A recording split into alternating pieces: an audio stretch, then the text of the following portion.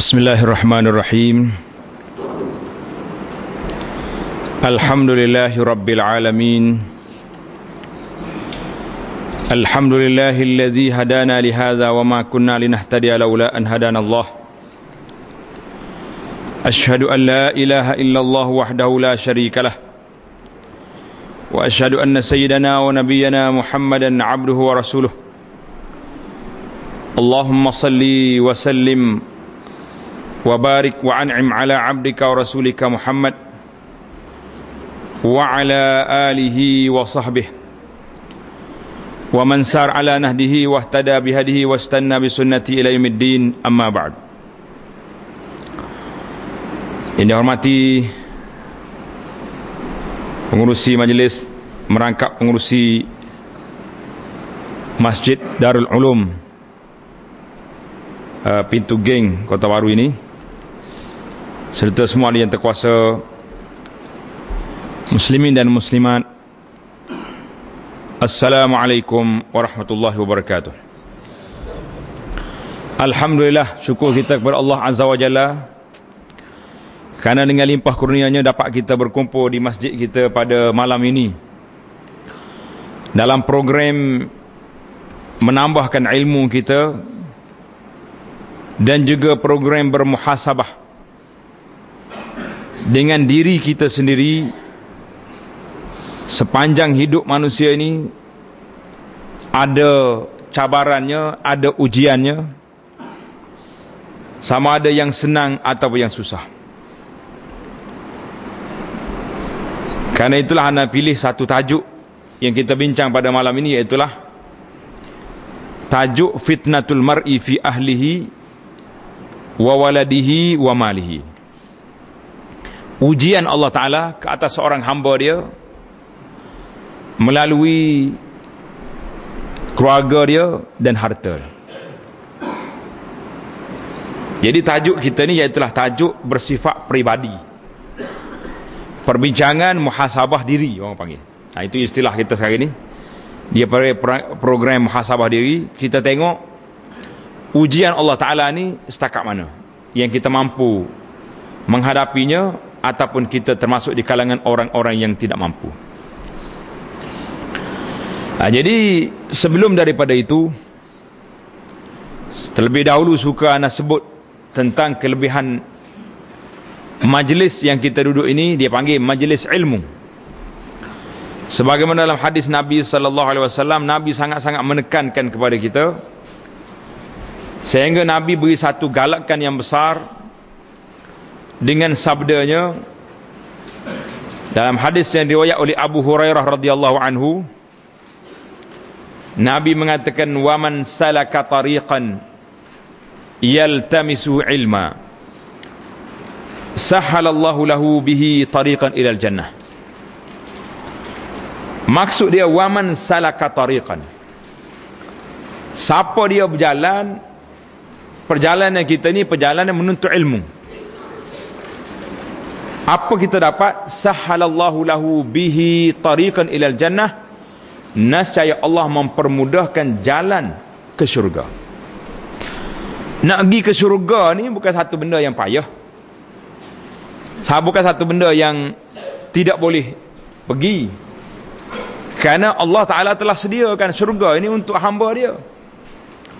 Dalam hadis, Allah Ta'ala telah berfirman dalam hadis Qudsi, a'dattu li'ibadi as-salihin, aku telah sediakan untuk hamba-hamba aku yang saleh.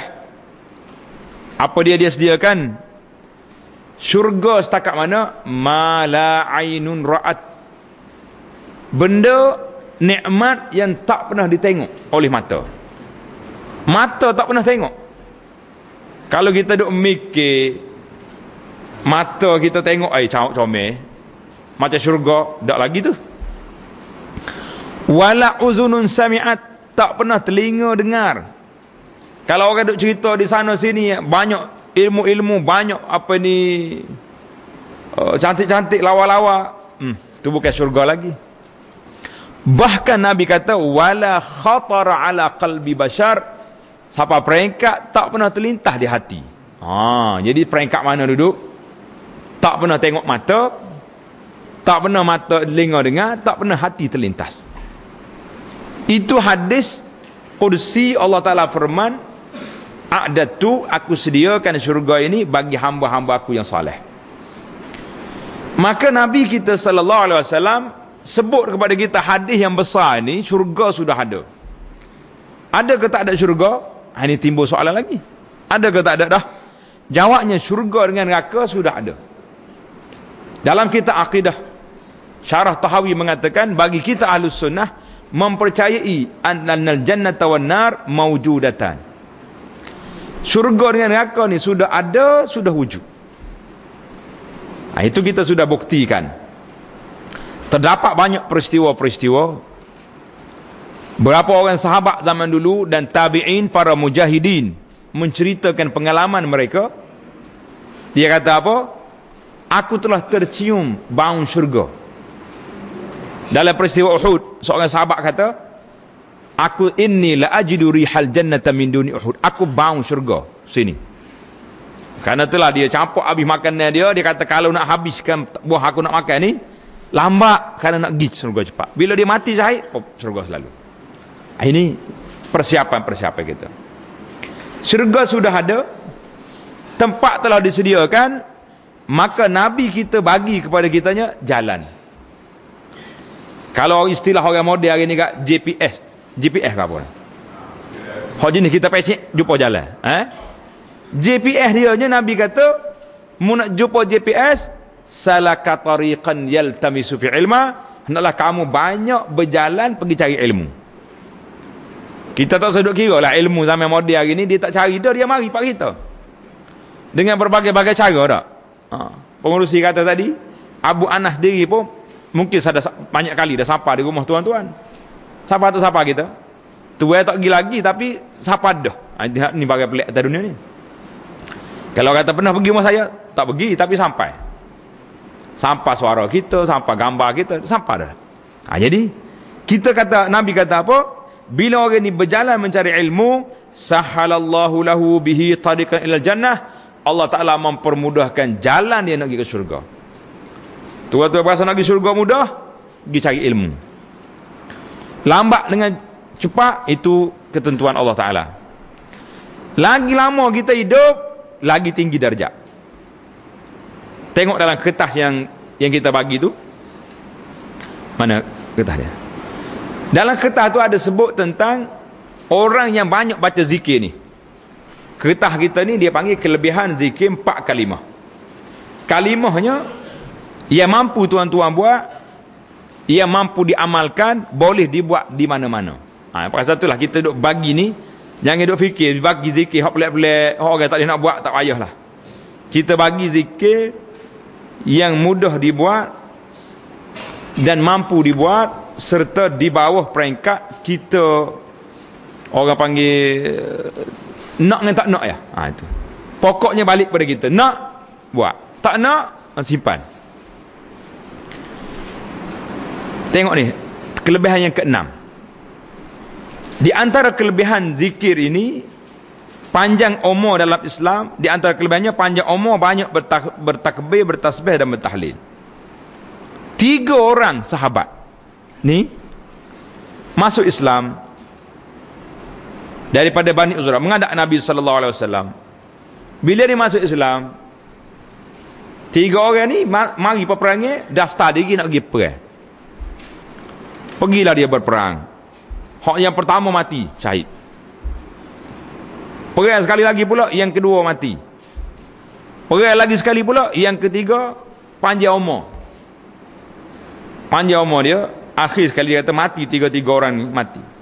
Seorang lagi kawan yang ketiga mati di atas tilam, tak mati syahid. Tapi lamalah masanya. Jadi kata di Talha, aku bermimpi bertemu mereka dalam syurga. Sedap dia mimpi zaman dulu, bukan mimpi macam kita ni lah. Mimpi zaman dulu, kalau orang hari ni sebut mimpi-mimpi tu, kita tengok tuai lah juga. Ni hari ni orang mimpi jumpa Nabi selalu ni. Allahu Akbar. Ni mimpi jumpa Nabi. Jumpa Nabi tak dia nak kata. Boleh jadi betul, boleh jadi tak betul, kita tak boleh nafikan. Mimpi jadi raja kau, jadi Perdana Menteri kau, tak boleh nak, awak ni apa? Tak ada apa. Dan dia nak jadi Perdana Menteri, dia jadi. Tapi dalam mimpi. Orang marah ke dalam mimpi. Tak boleh nak marah apa. Jadi dia kata apa? Dia pergi tanya Nabi SAW, kenapa dalam mimpi saya tengok hak mati kemudian ni duduk depan sekali. Yang mati nombor 2 duduk tengah, yang mati nombor 1 duduk belakang. Padahal dia ni mula-mula masuk Islam mati selalu. Jadi Nabi kata apa? Apa yang engkau pelikkan? Tidak ada seorang pun yang lebih afdal di sisi Allah daripada seorang mukmin yang panjang umurnya di dalam Islam, banyak bertakbir, bertasbih, bertahlil dan bertahmid. Panjang umur dengan ni, subhanallah, alhamdulillah, wala ilaha illallah, wallahu akbar. Boleh kata? Kalau tak boleh kita ajar siapa boleh. Tak ada orang kata tak boleh. Saya tak pandai ni ustaz ni. Kalau tak pandai ni, kita ajar siapa pandai malam ni. Jangan balik kecuali pandai. Memang pandai dah pun, cuma duk mikir nak kata bila ya. Itu masalah dah. Jadi mudah-mudahan dengan tuan-tuan bacalah kertas ni. 12 kelebihan zikir subhanallah, alhamdulillah, wala ilaha illallah, Allahu akbar ni, mudah-mudahan naik semangat. Orang panggil naik gerang balik nak zikir ni. Tak seduk mikir pelik-pelik kat. Kita tak bawa pelik. Kita duk fikir dalam kitab, dalam risalah kita ni, 12 kelebihan ini yang warid daripada Nabi SAW yang sahih ceritanya. Tak seduk cari cerita tak sahih. Bahasanya tujuan apa benda? Nak cari jalan, nak pergi ke syurga. Lagi panjang umur, alhamdulillah, insya-Allah lagi tinggi darjat. Tengok 3 orang mimpi saat ni. Nabi kata apa mempelak? Yang ketiga panjang umur, banyak berzikir. Kalau dia banyak berzikir, maka darjat dia lebih tinggi. Itu di antara yang disebut tadi. Balik kepada tajuk yang saya pilih malam ni sebagai tajuk perbincangan kita, iaitulah satu peristiwa Sayyidina Umar ibn al-Khattab radhiyallahu anhu, al-khalifatul mulham, khalifah yang telah Allah Ta'ala beri ilham banyak pada dia. Hadis ni, peristiwa ini berlaku, duduk ramai-ramai, Sayyidina Umar tanya. Sayyidina Umar tanya sahabat-sahabat. Dia kata, ayyukum yahfazu hadis Rasulullah fil fitnah. Umar tanya, siapakah di kalangan kamu yang ingat, yang hafal hadis Rasulullah sallallahu alaihi wasallam yang Nabi kita sebut tentang fitnah? Jawab di Huzaifah. Huzaifah ibn Yaman ini seorang sahabat yang lawan arus. Dia panggil lawan arus dia ni. Macam lawan arus. Dia kata orang lain pergi tanya Nabi benda-benda baik. Ya Rasulullah nak buat itu, ya Rasulullah nak buat ini, ya Rasulullah nak buat ini, semua dapat. Aku pergi tanya Rasulullah sallallahu alaihi wasallam benda tak baik. Pergi tanya penyakit. Macam kita pergi hospital. Di hospital ni dia tulis 2. Ni makan yang sihat. Di India ni pula virus penyakit. Jadi kena kita tahu dua-dua. Kalau tahu hak baik je, tak tahu hak buruk, punah kita. Punah tak punah? Punah. Sebabnya orang kata makanan ni baik, makan madu baik. Kelebihannya, sunnahnya macam-macam benda. Kita berbahas botol sari madu. Tak teringat kau kecil manis pula dah. Rebah tak rebah? Rebah juga. Jadi kena tahu penyakit, kena tahu ubat. Maknanya di antara sahabat yang hebat dalam masalah ni, yang ditanya benda tak baik, siapa dia? Huzaifah ibnul Yaman. Ambil ni, tulis nama suami ni. Hadis ni dalam Bukhari. Huzaifah, kalau hak dapat anak, tulis selalu dah, cadar Huzaifah. Kalau anak tak ada dah, expired dah bagi anak ni, cadar cucu pula. Cucu banyak lagi dah. Cucu tengah duk bila lagi ni. Tengah jadi baru datuk 5 pakak, baru datuk 10, boleh tak datuk lagi. Cadar, cari anak hak mengandung tu, kata siap, aku nak orang nama hebat seorang, nama dia Huzaifah radhiyallahu anhu. Jadi Huzaifah kata, dia kata, aku dengar Nabi sallallahu alaihi wasallam bersabda, fitnatur rajuli fi ahlihi wa waladihi wa jarihi. Fitnah, ujian seorang itu dalam keluarga dia, anak dia, jiran tetangga dia, tukaffiruhas salah was-siyam was-sadaqah wal amru bil ma'ruf wan nahyi al munkar. Semua benda dia fitnah, ujian dia kepada keluarga, anak-anak sani, apa jadi? Dihapuskan oleh semaya. Solat kita buat, hilang dosa. Puasa, hilang dosa. Sedekah, hilang dosa. Amar makruf, larang benda mungkar, hilang. Faqala Umar, Sayyidina Umar kata, laisa hadza urid. Saya tak nak hak ni. Hak ni aku tahu dah.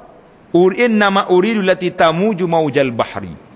Aku nak fitnah mari macam tsunami, gelombang. Tsunami lah kita hari ni tak. Bunyi isyarat tsunami ni gelesah habis dah kan.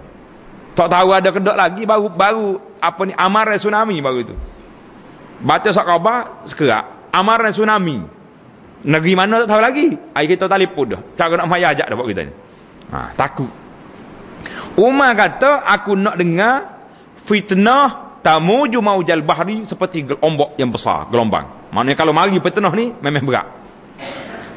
Qala, kata di Huzaifah, malaka walaha ya amirul mukminin. Sedap dia tanya. Hei amir mukminin, mu nak buat gapo? Apa benda yang kamu nak dengan fitnah yang gelombang berat ni? Inna bainaka wa bainaha baban mughlaqan. Depan kamu kita dengan fitnah tu ada pintu yang terkunci.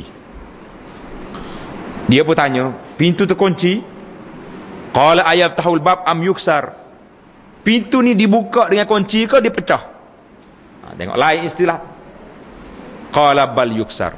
La, pintu ni tidak dibuka. Kalau buka dengan kunci boleh tutup balik. Dah, pintu ni akan dipecahkan.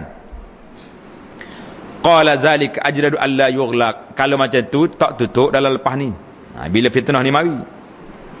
Jadi sahabat yang tanya ni tanya Huzaifah, dia kata, Huzaifah, Umar tahu ke isyarat memberi pintu pecah tu mu tahu, dia tahu ke tak? Dia kata Umar tahu belaka dah. Umar tahu semua dah. Dia kata seperti dia tahu esok, lepas pada esok ada malam esok. Maknanya jelas bagi dia. Cuma dia suruh pergi tanya. Suruh orang lain, suruh Masruq pergi tanya, siapa dia kat pintu tu, siapa pintu? Qala Umar. Pintu fitnah ni Umar. Umar ni tidak mati dengan buka, mati dibunuh. Itu makna yuksar, dipecahkan. Jadi maka berlakulah apa yang berlaku. Yang kita nak ambil malam ni cerita kitanya, iaitulah cerita hadis yang pertama tadi. Adapun fitnah yang besar yang terlibat dengan agama, yang terlibat dengan fitnah dalam agama, fitnah yang terbesar, anu kita telah bincang dah tajuk ni. Cuma tuan-tuan kena tengok dalam rakaman lah. Tak sempat dah malam ni, masa sangat terhad ni. Jadi kita nak sambung di sini, iaitulah fitnah dalam keluarga. Maka apa yang dia kata di sini, fitnah dalam keluarga maksudnya seorang tu bapa ada kalanya buat benda tak baik kepada isteri dia. Ini banyak tak banyak berlaku ni? Allahu Akbar, jangan duduk cerita. Nak tahu banyak tak banyak, pergi duduk kat mahkamah syariah tu pagi-pagi. Marilah makcik ke, kakak ke, kawan ke, mengadu ham, macam-macam cerita. Anak yang tidak jadi qadi ni pun tak cakap dengar telefon dah. Dia start assalamualaikum tu teriak dah. Nak buat macam mana suami saya ni? Kata nak macam mana? Pergi mahkamah lah. Kita pun tak kerti nak buat mahkamah yang boleh panggil suami nasihat. Jadi yang kecil-kecil ataupun fitnah orang ni buat kepada anak dia. Kita dengan anak ni kadang-kadang buat musuh, buat seteru dengan anak. Berlaku tak berlaku? Berlaku. Fitnah pada anak sendiri. Anak nak hak ni saya bagi setengah. Hak bagi hak ni kurang saya bagi tak banyak. Fitnah kita pada jiran tetangga. Jiran tetangga ni Allah, zaman kita hari ni semua orang berjiran belaka. Dinding kita dinding dia. Atak kita latar dia. Tidak begitu kan zaman moden ni. Mudah rumah tinggi berdoa. Atak dia latar orang lain pula. Jadi dinding pakak. Jadi kadang-kadang ada benda yang tak kena.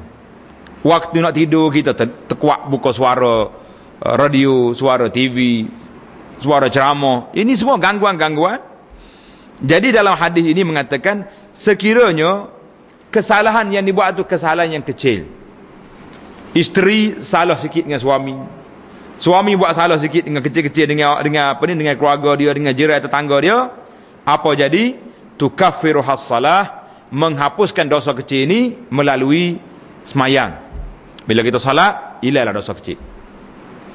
Tapi ingat, Kalaulah buat zalim sungguh, hina isteri, tak bagi nafkah, ni tak pada semaya, tak usah tunjuk warak, itu hak dia, maka tak mungkin kita memadai setakat kita sedekah. Hak ni sedekah, ini masalah kita ni, sedekah ke orang lain rajin beri, sedekah ke anak-anak sendiri tak bagi. Ini pun termasuk dalam fitnah seorang itu dalam dirinya, dalam dirinya. Jadi dosa-dosa kecil dihapuskan oleh salat. Di mana dalam hadis Huzaifah tadi diriwayat oleh Imam Bukhari, dalam hadis lain Nabi kata apa? As-salawatul khamsu, semaya 5 waktu yang kita buat ni. Wal jum'atu ilal jum'ati, semaya Jumaat tadi dengan semaya Jumaat minggu depan. Wa Ramadan ila Ramadan, Ramadan tahun lepas dengan Ramadan tahun ni, mukaffiratun ma bainahunna, menjadi penghapus dosa di antara dua jarak ini, izajtunibatil kabair, dengan syarat mu jangan buat dosa besar. Bila buat dosa besar, maka dia berpindah kepada apa? Berpindah kepada kategori lain, iaitulah orang ni kena bertaubat. Itu tak pada dengan kita hanya beristighfar, tak pada dengan kita hanya minta maaf, tak pada dengan sedekah, dengan apa, tak pada. Maka di sini kita nampak bahawa fitnah ujian ini berbagai-bagai. Ada fitnah dalam keluarga kita, fitnah juga dalam Quran disebut dengan nama azab. Fitnah dengan mana azab. Fitnah juga disebut dengan nama syirik. Ala fil fitnati saqatu wa nabluukum bil syarri wal khairi fitnah. Jadi fitnah ni banyak makna. Anak-anak hurai satu-satu, tidak cukup masa, mungkin tuan-tuan yang muslimin yang suka baca majalah solusi, baca tak kita majalah solusi? Majalah solusi bilangan yang bulan ni, bulan apa ni, 40, yang ke-43 ni, anak sebut makna fitnah dalam Al-Quran. Ada fitnah dengan makna ujian, ada fitnah dengan makna syirik, ada fitnah makna kainak pada orang. Jadi fitnah tu banyak dalam Quran, disebut nama fitnah ni banyak. Jadi fitnah itu sendiri adalah merupakan perkara-perkara ujian yang besar yang kita naknya, iaitulah fitnah dalam keluarga kita, di dalam kehidupan kita. Allah Subhanahu wa taala ketika meletakkan ujian ke atas hambanya, untuk apa? Li hikmatin ya'lamuhahu, ada hikmatnya yang kita tak tahu. Hikmatnya setakat mana? Dia kata ada kalanya Allah Ta'ala letak fitnah ujian ni ke atas orang baik,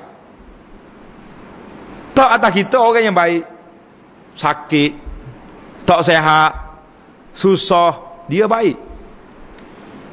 Tujuan apa? Allah Ta'ala nak angkat darjat dia. Kerana itulah, kalau nak tengok Sayyidah Aisyah radhiyallahu anha, dia kata apa? Lepas pada aku tengok Rasulullah sallallahu alaihi wasallam wafat, yang sakit Allah Ta'ala saja yang tahu sakit dia. Lepas pada aku tengok sakaratul maut, Nabi kita dekat nak wafat, Nabi kata, Allah innalil mauti la sakarat, mati ini sangat sakit. Aku tengok orang lain mati senang, aku tak cemburu. Pasal Nabi menghadapi saat yang begitu gawat dalam keadaan yang sakit. Celuk tangan dia dalam air, basuh muka, pengsan pula, sedar ambil air basuh pula. Allahu Akbar. Tuan-tuan tengoklah, saya sudah cerita saat-saat kematian Nabi ini dalam siri-siri khutbah kita. Ana buat siri khutbah, tajuk dia Rihlah Abadi.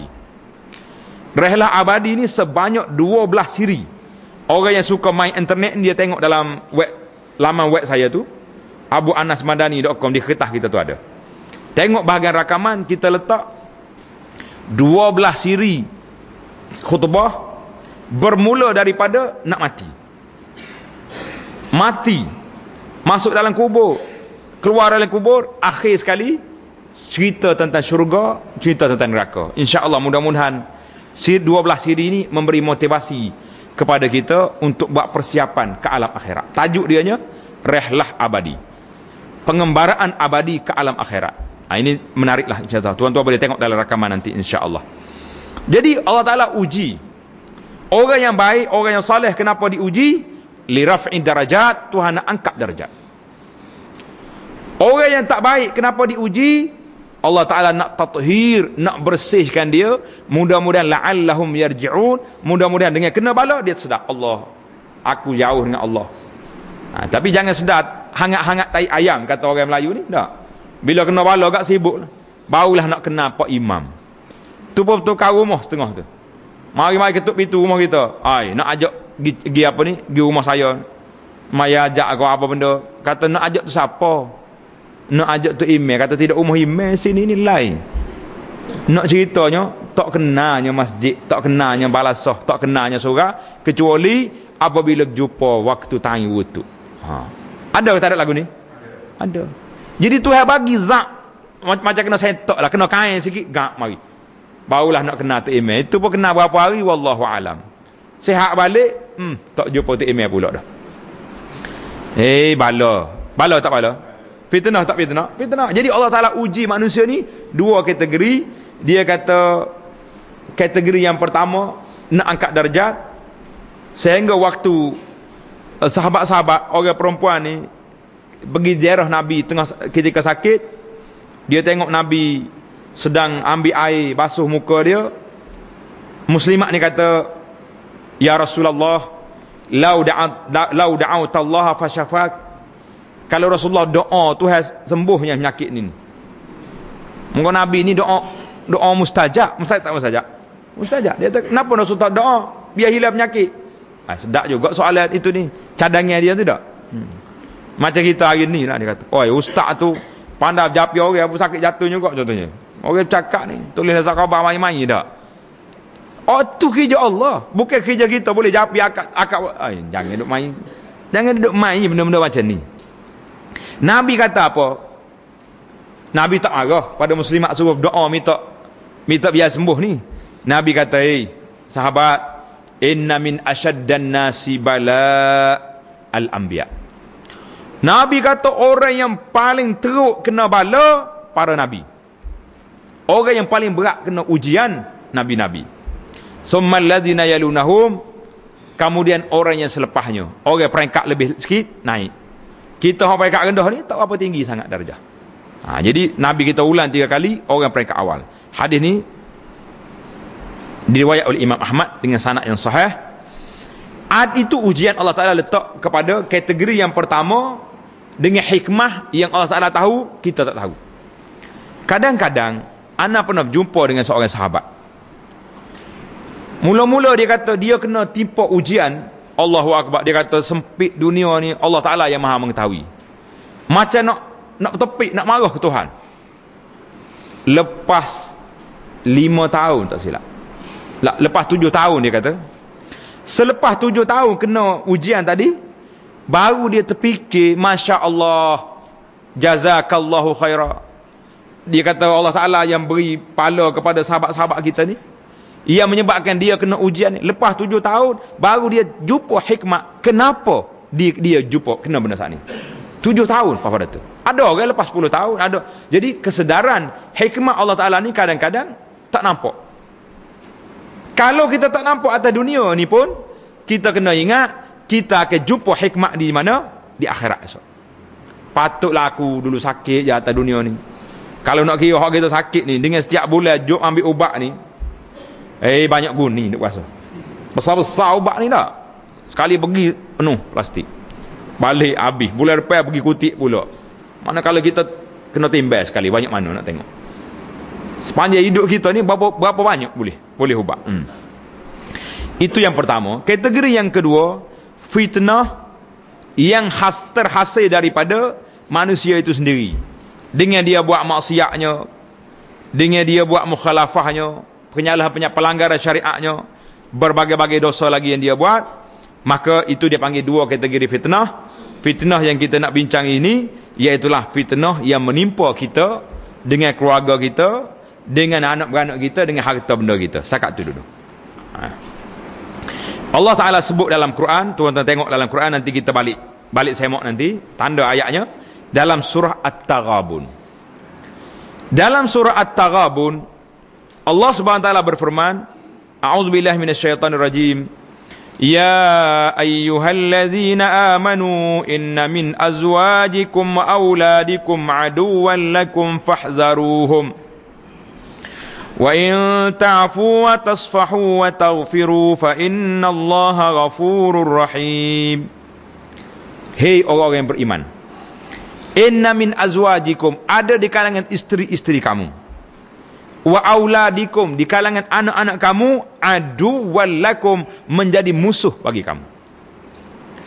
Ahli tafsir kata musuh ni bukan ajak tumbuk, bukan mari ajak apa ni gusti. Kalau anak mari ajak ayah ke gusti, tak ada masalah lah. Hak ni kita kena atas sama ada ke Tanjung Rambutan ataupun atas berat 12 ke apa. Wak gila lah tu dah. Apa mana jalan Cik Hussein. Atas itulah. Maksud aduan lakum di sini bukan makna bini yang ajak tembok suami dah. Bukan makna anak kita ajak ayah dia bertumbuk. Lah aduan lakum, menjadi musuh bagi kamu. Yang istilah hari ini dia panggil musuh dalam selimut. Musuh dalam selimut ni payah tak payah? Payah nak lepas. Kalau musuh luar tak ada masalah, tengok mari tunjuk kepala lu dak. Ni musuh dalam selimut ni nak lepas lagu mana? Bila-bila nak tidur perak nyawi sepatah. Hai, lemah juga. Kau tak lemah? Lemah. Esok kita ada ceramah. Orang mari duk bisik dalam selimut, esok nak pergi pasar pagi. Lagu anak agak. Benar alik mana? Benar alik selimut. Ni. Ini aduan lakum dalam ayat ni kata, bukan mana musuh bertembak, tapi musuh duduk dalam diri.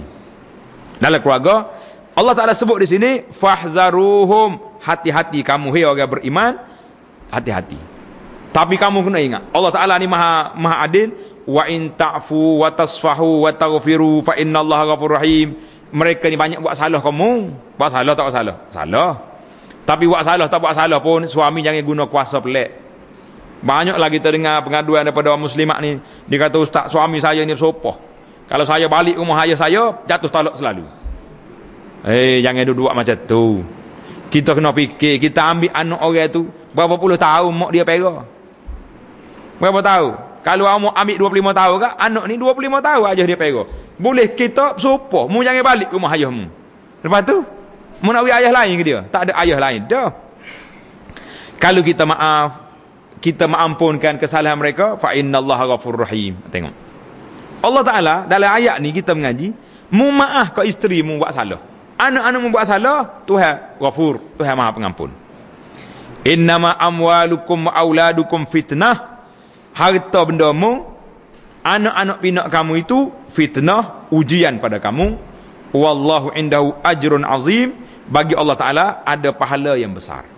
Jadi ayat ini tanda tuan-tuan dalam surah At-Taghabun ayat 14 dengan ayat 15. Surah At-Taghabun 14-15, balik teliti ambil tafsir, buka tafsir. Kalau ada tafsir yang paling ringkas Pimpinan Ar-Rahman pun boleh. Kalau ada yang panjang lagi, Sahih Tafsir Ibnu Katsir tu, itu cantik. Beli. Nama kitab dia Sahih Tafsir Ibnu Katsir. Bahasa Indonesia boleh lah, ada bisa sikit-sikit boleh lah. Kita buat bisa tu boleh makan lah kitanya tak? Kita orang Kelantan ni bisa tak boleh guna. Orang Indonesia bisa boleh. Buat bisa boleh faham. Cantik kita. Jadi kita teliti tengok apa ayat ni nak nasihat kepada kita. Di antara gambaran-gambaran yang kita nak muhasabah daripada dua ayat yang kita baca ini, gambarannya duduk di mana? Yang pertama,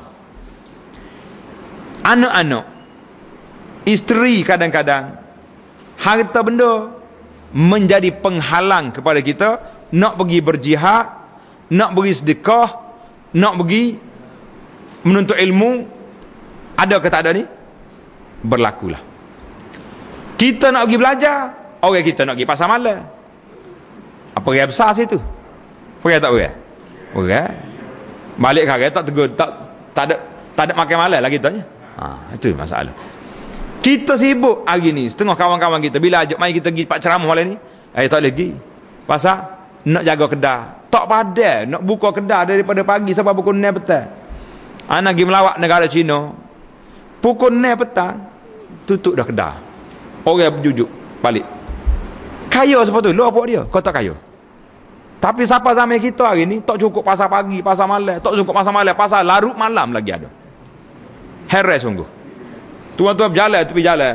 Kebanyakan restoran di negara kita hari ni 24 jam belaka. Kalau kita pergi ke kandai lembu, kandai kambing pun dia ada hak juga.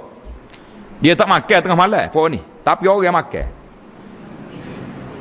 Kena pok kita jangan marah lepas ni. Jangan marah lagi. Ni baru nak ayat fitnah ujian baru ni. Tu ujian buat makan baru tu. Tapi ajaib sungguhlah. Memang ajaib. Makan ni pasal apa sampai 24 jam. Pergi pukul berapa ada orang makan. Kunyah situlah subhanallahil azim. Kau tak kunyah.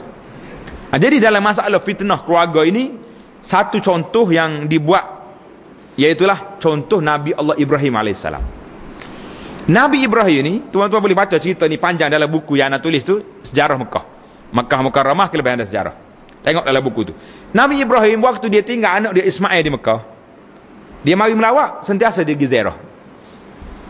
Dia mari ziarah lepas Ismail kahwin. Tengok-tengok, dia kata Ismail, mana suami kamu? Tak ada, pergi buru hayawan. Macam mana keadaan hidup kamu? Oh susah, kami ni hidup lah susah lah. Payah nak makan lah. Ibrahim pun sudah cakap macam ni dengan menantu dia. Dia tengok jenis mata duitan orang panggil. Materialistik kuat sangat ni. Ibrahim kata kalau balik Ismail, pak cik pesan kepada dia suruh tukar daun pitu dia ni. Pitu tak molek. Dia tak faham budak ni balik cerita. Ismail balik dia suruh tukar daun pitu. Pasal apa? Tengok. Perangai molek tak molek. Orang tua dia tak kenal siapa dia. Paling tidak berhala ke air segelas. Pak cik mari mana? Tanya khabar. Tak tanya. Duk cerita suami depan orang. Juru tak juru macam ni? Habis rain tak juru. Zaman kita hari ni tak juru depan orang. Pasal jenis main tulis dalam Facebook ni. Alah suami aku ni tak ada lah kopinya. Nyobui ke dia. Habis cerita dah. Jadi balik Ismail tukar. Jadi banyaklah cerita-cerita contoh lagi. Fitnah kita, ujian Allah Ta'ala kepada seorang hamba dalam anak-anak ni, kadang-kadang sampai peringkat boleh membawa kepada kufur.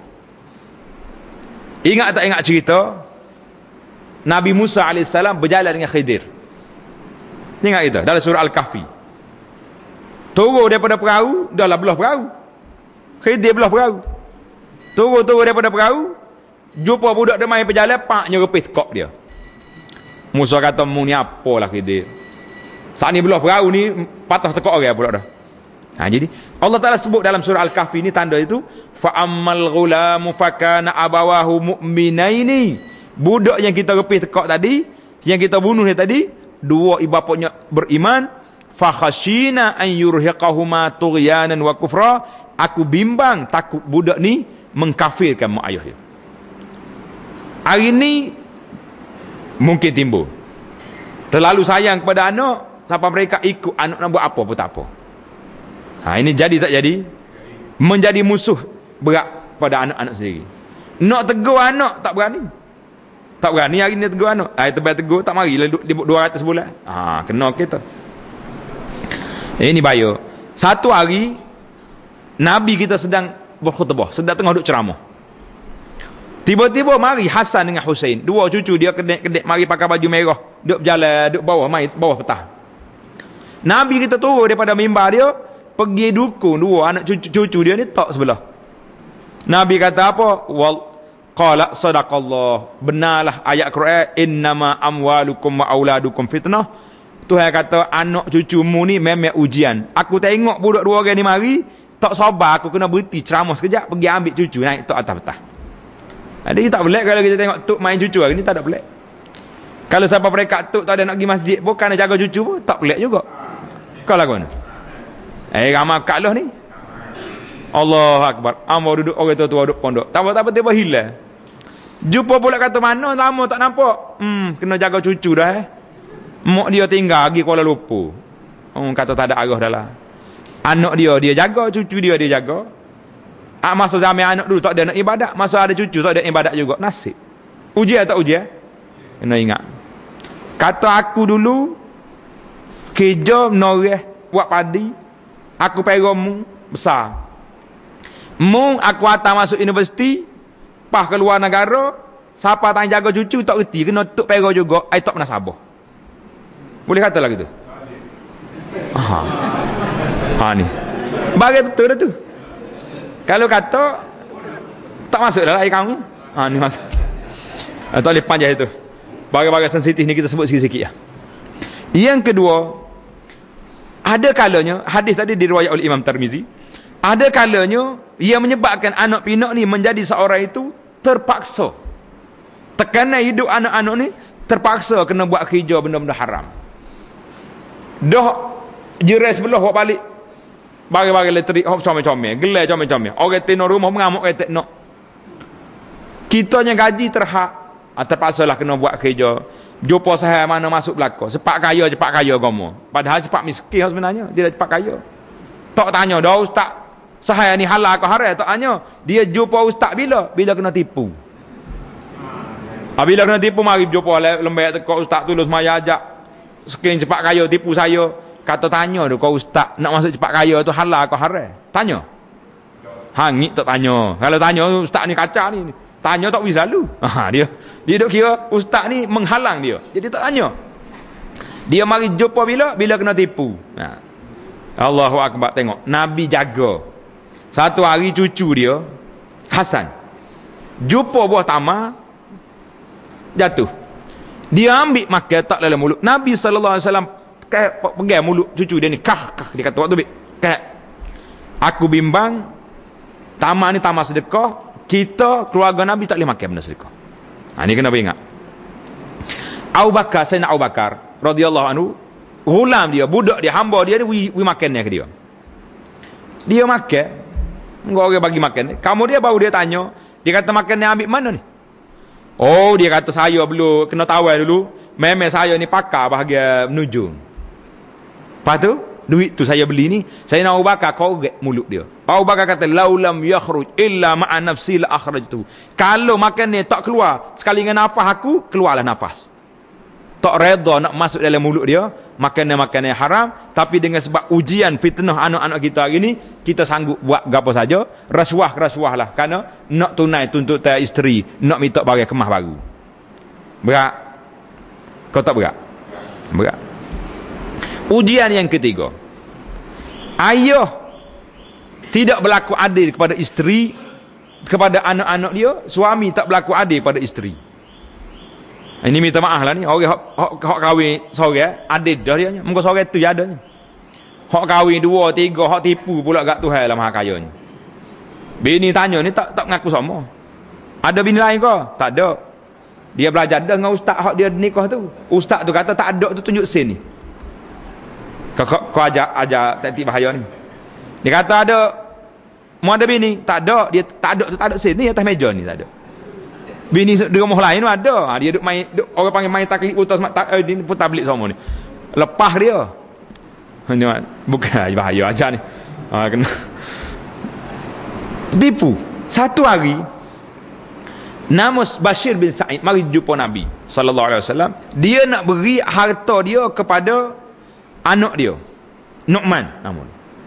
Bukan dia anak bini nombor berapa, kita pun tak tanya bini nombor berapa. Bagi ke anak dia pun tanya. Nabi tanya, "Hey, Bashir, anak-anak lain beri belaka ke harta ni?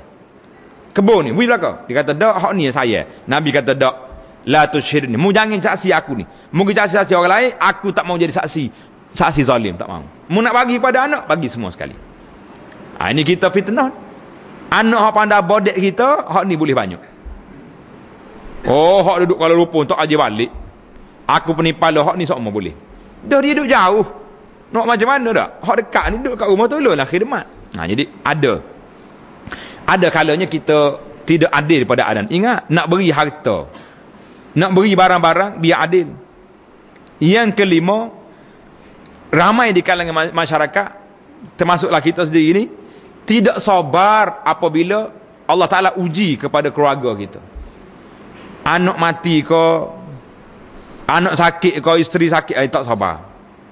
Satu hari Nabi kita pergi lalu, seorang perempuan duduk tepi kubur ni, duduk teriak, duduk menangis, duduk tepik situ. Anak dia meninggal. Nabi kata, "Isbiri, makcik, sabarlah." Dia marah sangat, ni tak tengok siapa belakang dia. Dia kata, "Ilaika ani." Kalau kita berambogi lah, cakap apa, sabar-sabar ni, orang tu sedih ni. Lepas Nabi pergi, orang mari, "Mu cakap dengan siapa saat ni?" Mana aku tahu, orang kacau aku nak sedih sini. Rasulullah, oh dia bangun selalu pergi cari Nabi sallallahu alaihi wasallam. Ya Rasulullah, minta maaf saya tak tahu tadi. Nabi kata innamas sabru inda sadmatil ula. Sabar tu ketika mula-mula jadi. Macam kita ni bila mula-mula jadi sabar dah ada alhamdulillah, tapi dak. Oi, supoh pas langit 7 dah. Bahasa gila celaka lepas pada tu. Tu aku sabar tu. Sabar setakat tu. Kalau tak sabar tak tahu dia nak kata apa. Allahu akbar. Nabi kata apa dalam sebuah hadis? Nabi ada seorang ni Abi Sinan, dia kata apa? Aku telah kebumikan anak aku Sinan. Ayah dia nama Sinan, anak nama Sinan, ayah dia mati. Ayah dia pergi ke bumi jenazah. Ada seorang sahabat nama dia Abu Talhah Al-Khawlani, dia kata. Tidak sahabat ni. Orang lain lagi ni. Duduk tepi kubur. Bila Abu Sinan nak keluar daripada kubur, sudah ke bumi anak dia pun pegang tangan, salam. Ni kalau kita jumpa kes lagu ni, kita salam dengan orang ni, kita kata apa? Ala ubasyiruka, dia kata nak ke tidak aku beri satu khabar gembira pada kamu. Oh, dia kata nak sangatlah, kenapa tak nak? Dia pun cerita hadis Nabi daripada Abu Musa Asy'ari, Rasulullah bersabda, iza mata waladul abdi, bila mati anak seorang ni, Allah SWT berfirman kepada malaikat, malaikat, mu ambil nyawa anak hamba aku? Dia kata ya. Kamu telah ambil buah hati dia? Ya. Maza yaqul, dia kata apa bila anak dia mati? Bertepik, tarik rambut kau, gocoh dinding kau? La. Fayaqulu hamidaka wastarja.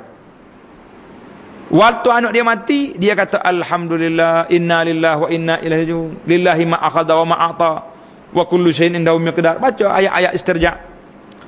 Allah Taala kata apa? Oleh kerana dia ni malaupun anak dia mati, dia lagi dia innalillah, dia puji pada Allah Taala apa yang berlaku. Dia kata ibnu lahu baitan fil jannah, bina kepada dia sebuah rumah dalam syurga, wasammuhu baital hamdi. Nama mahliga ni, banglo ni, nama dia istana kepujian. Tak ada lagi tak? Kita ada istana keadilan. Istana kepujian ni orang ni dapat. Yang kelima, dia kata ghalabatul awatif, terlalu sensitif, lembut hati sangat dengan anak minta apa bui. Zaman kita hari ni kelahilah kita ni, guru-guru ni duk balah dengan mak ayah. Peraturan sekolah kata jangan bagi handphone ke anak-anak. Kita saya agak susuk dalam beg. Anak nak pergi asrama masuk dalam beg. Malam-malam duk pecek kau ni, duk main SMS lah, duk main game, kena rapah. Masalah sungguh nah. Kita yang terlibat dalam benda ni tak berasa letih. Letih tak letih? Nak anak nak berapa? Nak telefon bui, nak kereta bui, berita seka bui, congek talah mana. Tidak mikir kita. Kerana apa? Ujian Allah Ta'ala ni kadang-kadang ayah duduk atas masjid, anak dia congek mutul luar. Tengok-tengok anak siapa? Anak ustaz. Kalau congek hidup makmum dia tak. Anak dia duduk congek. Nak kata apa? Kita beri belakang anak nak, tapi kita tidak terlupa nak beri didikan, nak beri tarbiyah pada mereka. Ni yang berat sekali. Terlupa nak ajar. Kalau nak gerak anak suruh bangun sembahyang subuh, balah suami dengan isteri. Allah, budak kecil tunggu kat tengah curah matahari dekat-dekat nak pergi sekolah, kita gerak. Tapi kalau anak tak pergi tuition hari Minggu, bukan balah. Kenapa tak gerak ni pukul 8 dah ni? Tak ada. Allahu akbar. Anak tak sembahyang, marah gerak. Anak tak bangun nak pergi sekolah, tak pergi tuition, balah kerana tak gerak. Terbalik tak terbalik? Jangan berat. Seorang sahabat Sa'ad bin Abi Waqqas, tengok cerita. Waktu dia masuk Islam, dia kata apa? Mak dia bersumpah. Dia kata aku tak akan duduk dalam rumah, nak duduk tengah panah selama-lama sehingga Sa'ad ini kembali semula kepada agama asal dia. Mak dia bersumpah. Sa'ad pergi royak ke mak dia, wallahi ya ummah, ibu, minta maaf lah mak. Kalau mak ada 100 nyawa, cabut nyawa hari ni, esok masuk balik, saya tidak akan tinggal agama saya ni. Boleh tegah kita lagu ni? Allahu akbar. Kena boleh lah. Yang keenam, bala yang keenam, anak pinak ni menjadi sebab seorang itu jadi bakhil dan jadi penakut. Asyaitanu ya'idumul faqr. Bila orang mari minta derma nak buat masjid ni, kita klik tengok dalam kaum banyak duit. Tapi hak ni nak sipai anak ni. Hak ni nak sipai nombor 2, hak ni nak semua harta nak sipai ke anak belaka. Hak gia kita mana?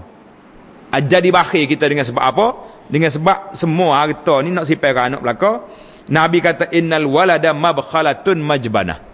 Dalam hadis Ibnu Majah, Nabi kata anak menyebabkan seorang itu jadi bakhil, jadi penakut. Nak sedekah tak boleh. Sipai ke anak. Kadang-kadang yang kita sedihnya, rumah dia tepi masjid, tanah dia luas, nak minta sikit untuk masjid tak boleh. Ni nak sipai ke anak ni, nak pecah luk bui ke anak. Kita tengok senara anak beli 5 orang, seorang engineer, seorang driver kapal terbang, seorang doktor pakar, tak berajak-ajak dah kat tanah je raja tepi masjid tu kalau kira. Tapi bakhil dalam hati dengan Tuhan kata alasannya nak bui ke anak, takut-takut anak nak klik kapal esok. Anaknya banglo besar di Kuala Lumpur. Ini betul tak betul cerita ni? Betul, dan Nabi kata tu. Anak juga menyebabkan kita jadi penakut. Anak kita pakai piyuh, pakai serban. Anak balik rumah dengan seluar ketak. Tak pakai seluar orang dah, seluar jin dah pakai. Berani tegur? Tak berani. Hak tu anak dalam bab ni lah, nak sebut, tak sebut, biasa nak sebut kok dia marah. Kadang-kadang kalau jumpa sayang-sayang kita kenal di airport kau, di kedai kau, kalau nampak dia berjujuk anak-anak dia, kita pitah lagi kot lain. Tak tergamuk nak tengok. Ayah comel dah dengan serban, dengan piyuh, anak belakang tukar dengan anak sia. Kata apa anak siapa ni? Ada arah lah ustaz budak zaman lon ni. Jadi penakut mak ayah nak tegur anak-anak. Kisnya ni lah anak saya. Tak ada arah lah. Nabi kita sallallahu alaihi wasallam, tuan-tuan kena ambil doa ni, buat amalan sepanjang hidup kita. Di antara doa nabinya, Allahumma inni a'udzubika minal jubni wal bukhli. Nabi kita baca di akhir salat dia. Allahumma inni a'udzubika minal jubni wal bukhli. Ya Allah, aku minta berlindung denganmu daripada jubun, daripada penakut dan daripada bakhil. Nah, ini takut kita bimbang hak ni. Allahu akbar. Yang ketujuh, penyakit yang ketujuh,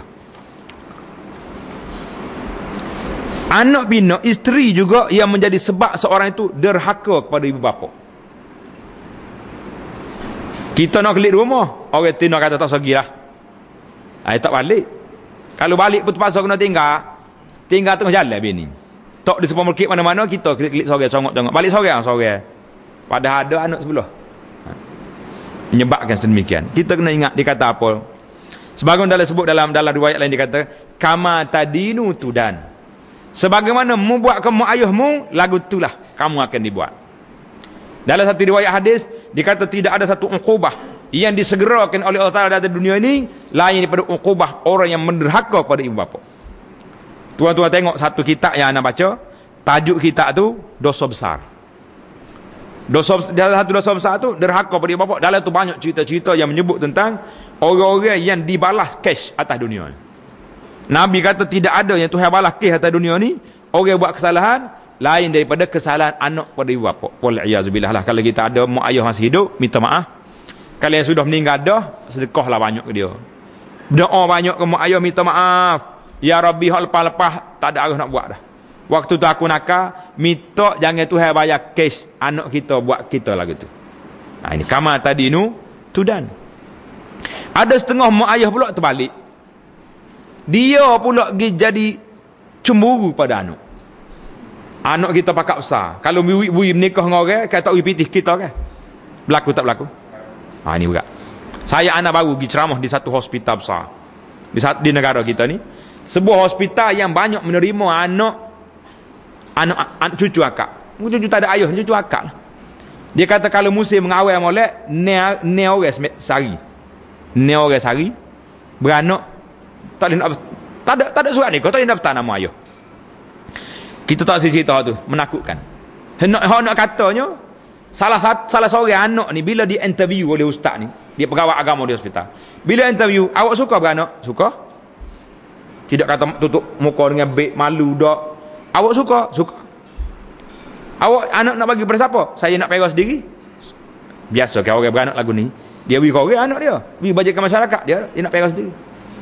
Dia kata mu ni salah seorang manusia ajaib yang aku jumpa. Apa sebab?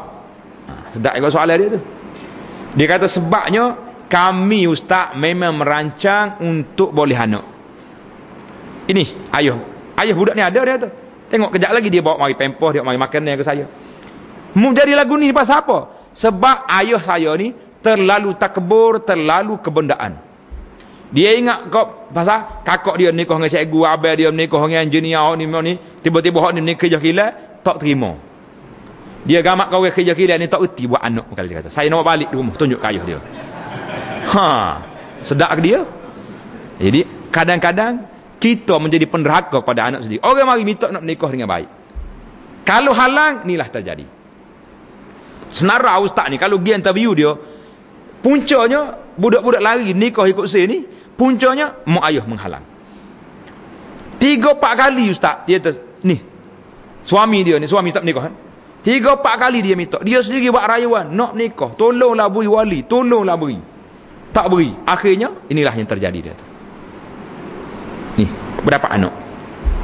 Dia saya nak pegang, saya tak bagi pada orang. Ini anak saya. Kami, Allahu Akbar.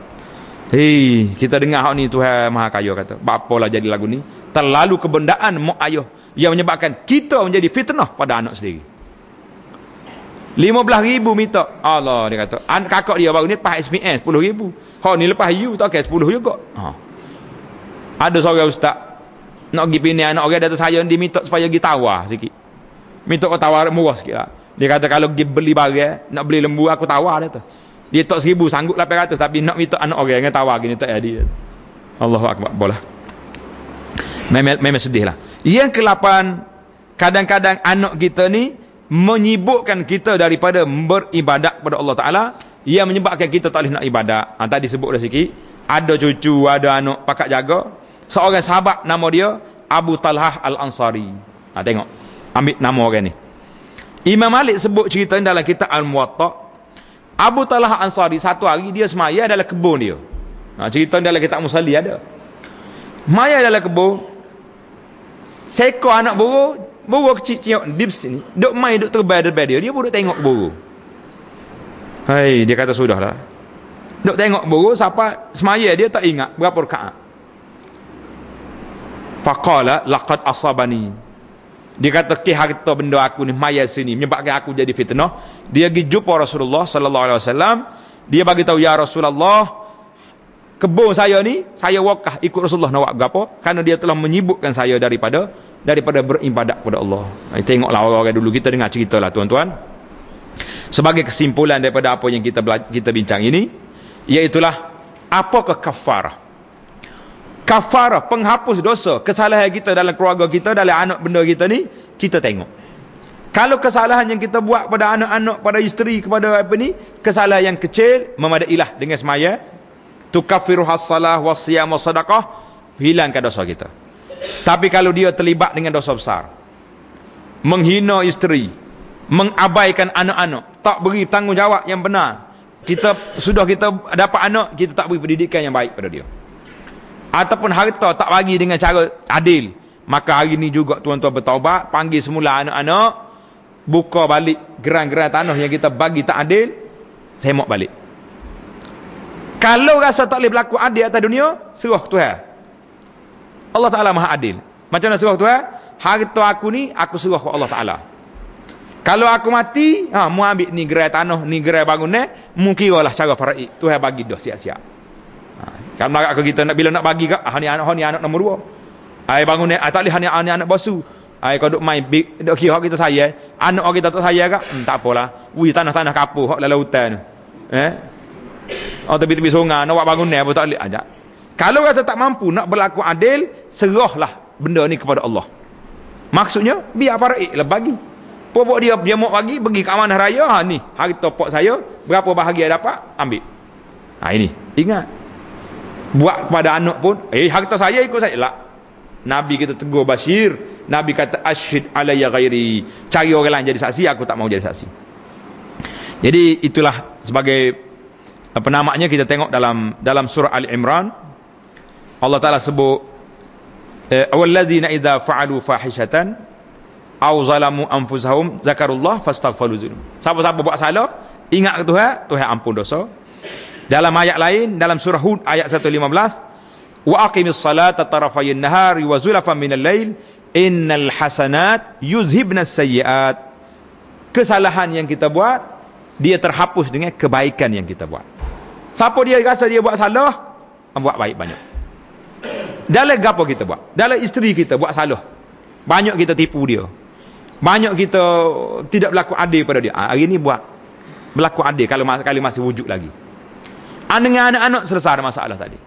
Dengan siapa saja, dengan orang lain kita ambil banyak harta. Hari ni contohnya tuan-tuan pegawai kerajaan, banyak harta negara kita telah kau. Malu sajalah rasuah kau, apa benda kau.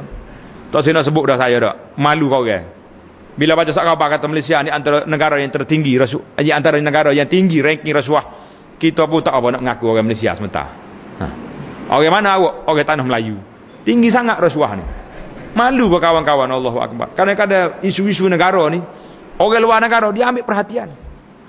Kes bila berlaku tuduhan jahat sama-sama kita ni, malu. Dia kata apa Malaysia ni, sekali depan sekali belakang. Oi, hak ni pun tak.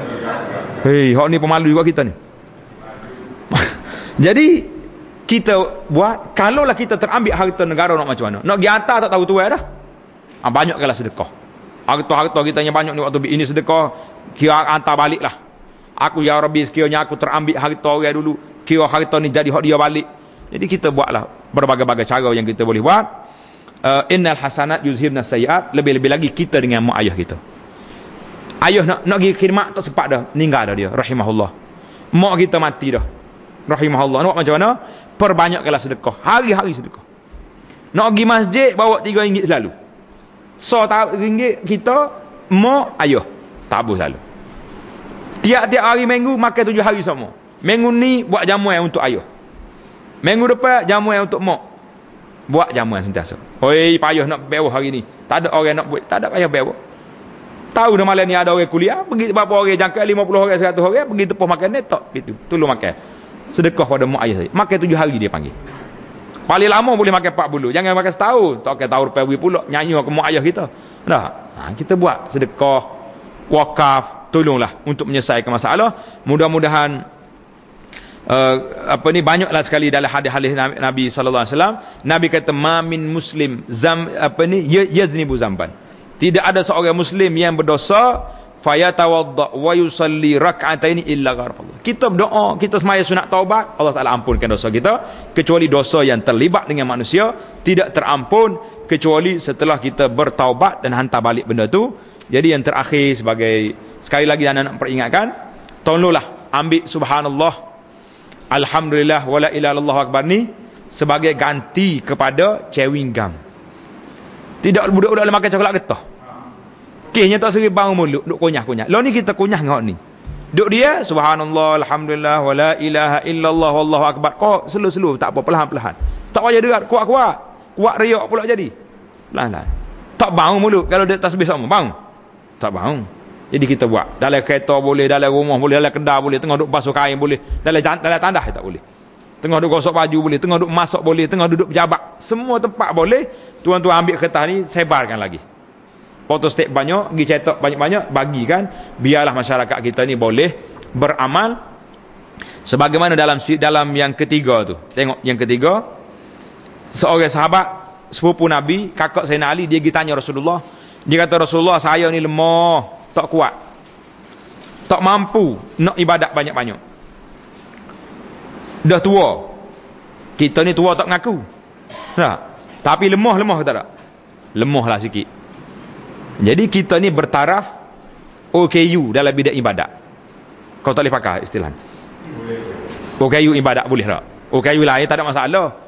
Nak tukar, nak tak kereta tayar 3 orang mengata, tapi OKU ibadat ni tak ada siapa boleh buat. Tak boleh selesai. Pejabat majikan masyarakat tak boleh selesai, siapa tak boleh. Yang boleh selesainya kita sendiri. Bila dia tanya lagu ni, ajar kepada saya Rasulullah, ibadat yang saya boleh buat dalam keadaan duduk. Nabi kata mu baca subhanallah 100 kali, alhamdulillah 100 kali, la ilaha illallah 100 kali, Allahu akbar 100 kali. Boleh buat tak boleh buat? Habis 100 kali, berehat sekejap 100 pula. Sudah hijau 100 pula. Allahu akbar. Kaya tuan-tuan, insya-Allah. Inilah amalan yang mampu dibuat yang pahalanya 12 darjat. 12 kelebihan kita dapat insya-Allah. Jadi setakat dululah perbincangan kita pada malam ini. Mudah-mudahan Allah Taala beri kepada kita dan keluarga kita, anak cucu kita termasuk daripada orang yang selamat daripada fitnah dunia dan fitnah akhirat. Itulah di antara doa yang terakhir Nabi kita ajar dalam salat kita. Allahumma inni, coba kata, Allahumma inni a'udzubika min fitnatil qabri wa min azabi jahannam wa min fitnatil mahya wal mamat wa min fitnatil masihid dajjal. Baca tak baca kita doa ni di akhir solat, lepas tasyahud. Lepas tasyahud, lepas selawat, kena baca doa ni baru salam. Nabi suruh baca 4 perkara ni.